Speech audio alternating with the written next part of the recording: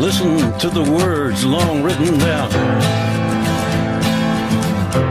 when the man comes around. Hear the trumpets, hear the pipe. Alright, what's up guys? NinjaDeathStrike here, bringing you some more Pokemon Showdown battles. And before we get to the battles, let's talk about why we're watching UU today instead of NU.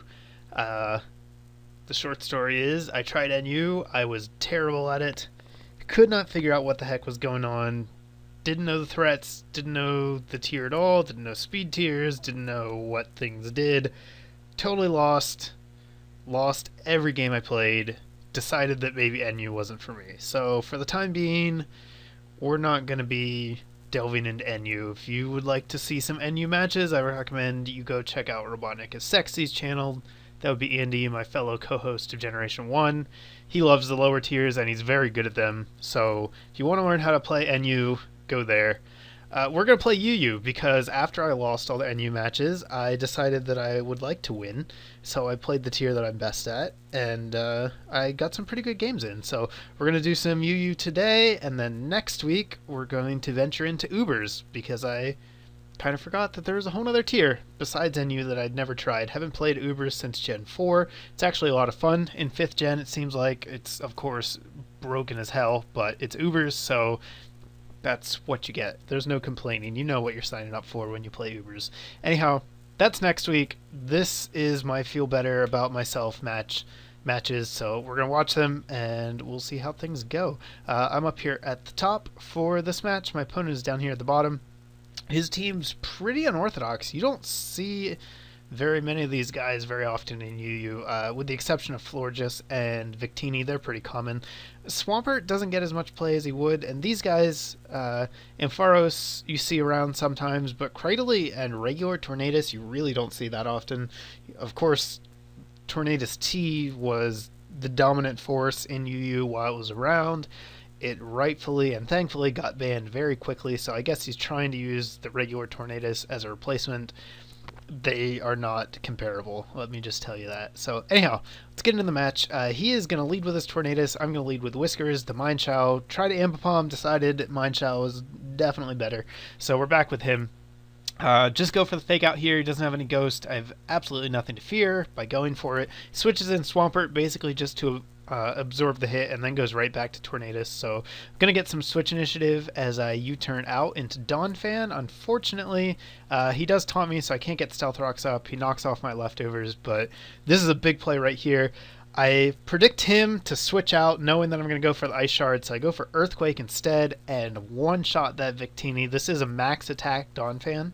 I really do like it because it serves a little more utility than just setting up Stealth Rocks and spinning, so it doesn't last as long, but it does pack a punch, and that definitely shows through there. I take out one of the biggest threats on his team in one shot with nothing to worry about, so that gives me a huge advantage.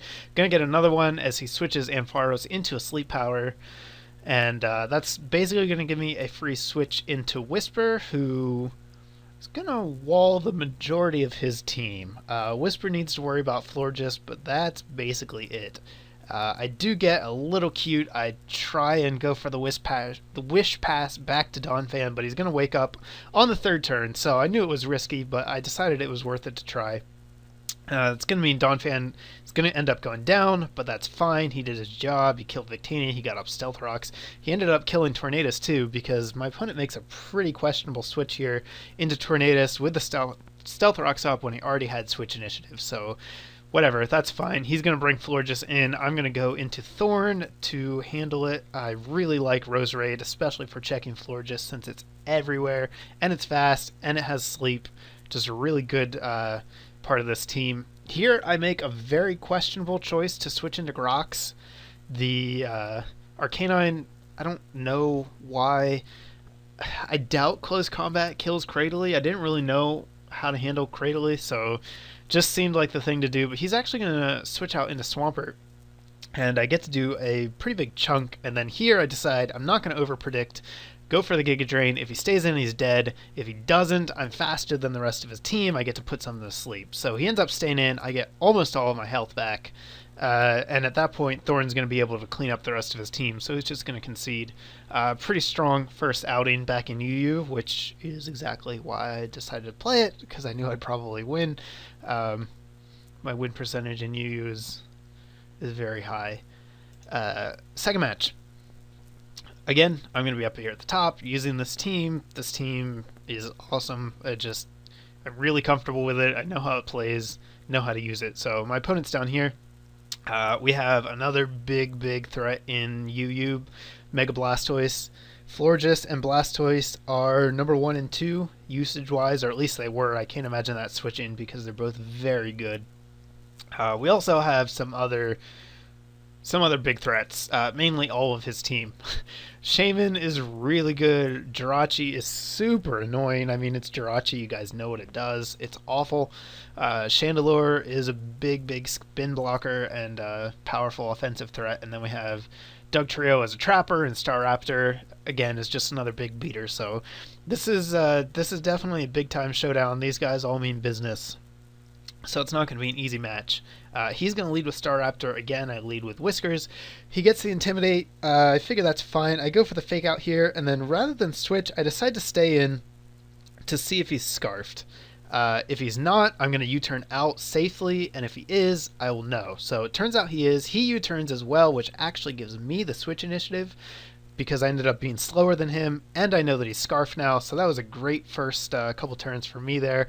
And then I get to nail Jirachi with a foul play as it switches in. So he's going to decide just to set up Stealth Rocks, and Jirachi's dead, which is awesome because screw Jirachi so much. Shaman comes in. I'm going to throw up a Wish, kind of see what kind of set he is. He goes for Seed Flare, then he's going to go, I believe, for Earth Power.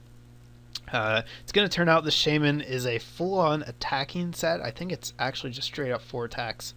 It's going to take me a little while to figure that out, but because of the Seed Flare special defense drop, I am going to have to switch out. Luckily, I do have Roserade, who is a pretty good check to Shaman as well. Just go for the safe Sludge Bomb here. I figured it'll do decent damage to anything, even if he brings in Chandelure or Dugtrio. He does go into Chandelure. I'm lucky enough to get the poison there. The poison, I guess it's kind of a thing. Like, it's going to be some nice residual damage, but it's a minor amount of hacks. I do switch Whisper back into Chandelure because Chandelure cannot touch Umbreon ever. He's going to go into Staraptor, which is great. I know that he's Scarfed because of that decision I made early in the game. That means I get to protect, see what he wants to lock himself into. He picks U-turn. I'm going to stay in so that I don't give him any switch initiative. Just throw up a Wish as he goes into Chandelure and then immediately switches out. If I had Stealth Rocks on the field, I would have gotten a ton of passive damage, but I haven't gotten a chance to set them up yet, so that's unfortunate. Switch Thorn into the Water Pulse here, and then miss the Sleep Powder, which hurts a lot. Dark Pulse does 51%. He's going to basically force my hand. I'm going to go for a rest here just to keep Thorn alive, but then I get crit, so that did not work out well at all. We're now at the point where Roserade is extremely low on health. Thanks to Natural Cure, she'll be awake, but she's not going to be able to switch in on a lot of attacks. Going to force me to switch back into Whisper. Blastoise can put a pretty good beating on Umbreon too. I can recover just enough with the wishes to stay alive, barring a crit, but this is far from the ideal situation. I really don't have anything else. I can switch into Blastoise, though, because it is a huge beating, so I'm going to throw up a Wish here, and then choose to switch into Boreas to try and set up Calm Minds. This is a terrible choice on my part, because he still has Shaman. Shaman is going to poop all over Suicune, so I have to switch out. I do luckily predict the grass move fairly obvious there, so I'm able to switch into Grox. Unfortunately, I now find out this is a fully offensive Shaman, must be timid, max speed. I guess it could be modest because I believe Arcanine speed is 95 or 100. So that was either a speed tie or he's just faster than me. So unfortunately, Grox goes down without getting to do anything. Kind of a problem. And I'm going to waste Tusker here to take out this wounded Chandelure. Again, this is not a good choice. Definitely a series of misplays here in the middle for me. I'm going to lose my ability to spin. That Chandelure was dead. Anyhow, I had, Umbreon who can just come in and deal with it. But yeah, not the best. And then Roserade's going to go down to Blastoise. So yeah, I mispredict, go for the Sludge Bomb, and that is not going to kill Blastoise. I'm finally going to take it out with Whiskers, but just really, really bad play from me here in the middle. Here I don't want to give him more switch initiative, so I'm going to fodder Whiskers, force him to switch into something, which will allow me to get the choice of who I want to switch into. He goes into Shaman. I have to go into Whisper. I'm going to get a Protect here to put me just above 25%. That Dazzling Gleam does 24%. I survive with 1% HP, which is awesome. I'm able to get a Wish Up. Umbreon, the freaking man, he's going to stand in there, take these hits. It may look like I'm just stalling him out here with no hope. That's not the case. There's a big difference between stalling to prolong the game and stalling to win. He only has 8 Seed Flares. I can actually stall him out of Seed Flares, and at that point, Whisper beats Shaman. So I'm getting a little lucky here that he's not getting these special defense drops. He has a 50% chance for those. It's going to end up being right around 50% that he hits. So in the end, the averages do just about equal out, but it was lucky for me not to get a few in those crucial turns where I needed to leave Umbreon in. Going to switch Boreas in here, basically just to negate the special defense drop, and then I'm going to switch Whisper back in. We're going to do this whole thing again. So just throwing up Protects, throwing up Wishes, forcing him to burn his PP on Seed Flare, trying to stall him out. I didn't count how many he used early in the game, so I don't actually know how many he has left. I'm going to just have to kind of guess. I know that he can't have that many. He's down to 2 at most, which I think I can live. I'm probably going to have to dodge one more special defense drop, and then I might be able to deal with it. So there we go. Boreas is down. That means if I lose special defense, I am not going to get it back anymore. But at this point, he goes for Earth Power, which signals he probably doesn't have any Seed Flares left.